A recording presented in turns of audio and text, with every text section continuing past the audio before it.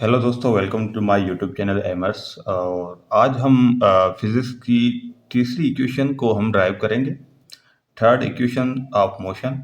तो सबसे पहले जो तीसरी इक्वेशन है वो शुरू होती है फर्स्ट इक्वेशन की डेरिवेशन से, v f is equal to v i plus a t. ठीक है, ये इक्वेशन जो है मोशन की पहली इक्वेशन है, v f is equal to v i plus a t. ठीक है, अब यहां से हम तीसरी इक्वेशन को ड्राइव करेंगे।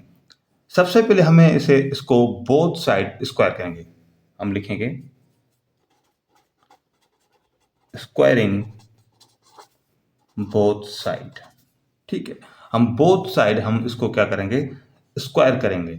तो ये बन जाएगी वी एफ, इसको भी is equal to v i plus a t. Both side square करनी है तो इसको होल स्क्वायर करेंगे और इसको भी स्क्वायर हो जाएगी। ठीक है, अब हमें पता है कि A plus B whole square के तहत हम इस टर्म को तोड़ सकते हैं। A plus B whole square is equal to A square plus 2ab plus B square होता है।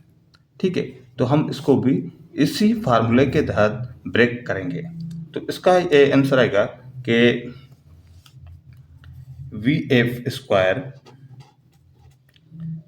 इज इक्वल टू, हम इसको फार्मूले के तहत हम क्या करेंगे, इसको ब्रेक करेंगे। वी एफ ए स्क्वायर है तो वी आई स्क्वायर होगा। ठीक हो गया, उसके बाद प्लस की निशानी देंगे, टू फार्मूले का, ए की जगह ये है तो हम वी आई लिखेंगे, बी की जगह ए टी है तो हम ए टी लिखेंगे, और प्लस में बी का स्क्वायर या मतलब ए टी का स्क्वायर, मतलब इसका ए बी स्क्वायर हो जाएगा तो टी बी स्क्वायर हो जाएगा। क्योंकि बी की जगह ए टी है ना, तो ए बी स्क्वायर तो टी बी स्क्वायर हो जाएगा। उसके बाद हम आगे बढ़ेंगे। तो अब हम देखें वी एफ स्क्वायर, ये तो वी आई स्क्वायर है। ठीक है, हम यहाँ पे एक कॉमन लेंगे चीज। आप लोगों को पता है कि मैथ में अगर कोई चीज कॉमन लेते हैं तो वो दोनों टर्म्स में होनी चाहिए। ठीक है, अगर दोनों टर्म में नहीं होनी चाहिए तो जिस जहां से हम एक चीज कॉमन ले रहे हैं और दूसरे टर्म में वो मौजूद नहीं है तो वो उसको डिवाइड करेगा। लेट सपोज कैसे, हम यहाँ से टू भी कॉमन ले रहे हैं। आप कहेंगे सर यहाँ पे तो टू है मगर यहाँ पे तो नहीं है। अगर यहाँ पे नहीं है तो हम इसके डिवाइड में टू लिख देंगे। ठीक है, टू भी कॉमन लेंगे और दूसरी ए भी कॉमन यहाँ से निकल रही है, ये ए कॉमन। तो इसको अब ब्रैकेट में क्या बचेगा, यहाँ से टू टू भी चला गया, ए भी चला गया, तो यहाँ पे बचेगा वी आई टी। ठीक है, यहाँ पे वी आई टी प्लस में, अब यहाँ से टू नहीं जाता तो टू इसको डिवाइड में आ जाएगा। जो देखो ना, जो यहाँ से टू कॉमन निकला मगर यहाँ से नहीं निकला, तो जहाँ से टू कॉमन नहीं निकलेगा वहाँ पे डिवाइड हो जाएगा वो टर्म। ये एक नियम। उसके बाद ए से कॉमन हो गया, निकला तो ए एक बची और टी स्क्वायर।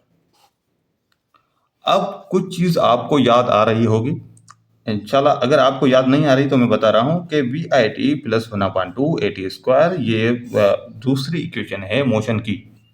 मोशन की दूसरी इक्वेशन कौन सी है, ये दूसरी इक्वेशन है S इज इक्वल टू, आप लोगों ने पढ़ा होगा, v i t plus 1/2 a t square. ये इक्वेशन ऑफ मोशन की जो दूसरी इक्वेशन ये है। तो ये पूरी इक्वेशन S के बराबर है तो हम यहाँ पे S पुट कर लेंगे। ठीक है, हम लिख लेते हैं v f square is equal to v i square plus two common लिया था और ब्रैकेट में हमें था वी आई टी प्लस में 1/2 ए टी स्क्वायर। ठीक है, अब हम क्या करेंगे, हमने देख लिया कि ये जो पूरा टर्म है ये सेकंड इक्वेशन के बराबर है मोशन के। V f square is equal to v i square plus 2a, ये पूरा s के बराबर है तो यहाँ पे हम s पुट करेंगे। हमने s पुट कर ली। अब इस फार्मूले को थोड़ा सा रीअरेंज करेंगे। आप अपनी किताब में देखेंगे ना, आपको अगर ये टर्म समझ में नहीं आए तो आप यहाँ से सीख लीजिए। ठीक है। उसके बाद हमने क्या करेंगे, इसको रीअरेंज करेंगे। देखो किस तरह से कि ये वी आई यहाँ पे प्लस की है, नहीं वहाँ जाएगी तो माइनस हो जाएगी, तो ये बचेगा 2as इज इक्वल टू ये वी एफ स्क्वायर, और ये वहाँ मैंने भेज दी तो ये माइनस की थी, प्लस की है यहाँ पे, वहाँ पे माइनस की हो जाएगी। तो ये आपकी बन गई तीसरी इक्वेशन ऑफ मोशन की। इसको हम कहते हैं थर्ड इक्वेशंस ऑफ मोशन। जो 9th क्लास के 3 इक्वेशंस हैं उनमें से तीसरी इक्वेशन ये है। ठीक है, जो भी body moving with uniform acceleration के साथ मूव करेगी उस पे ये थर्ड इक्वेशन भी लागू होगी। ठीक है, थैंक यू सो मच।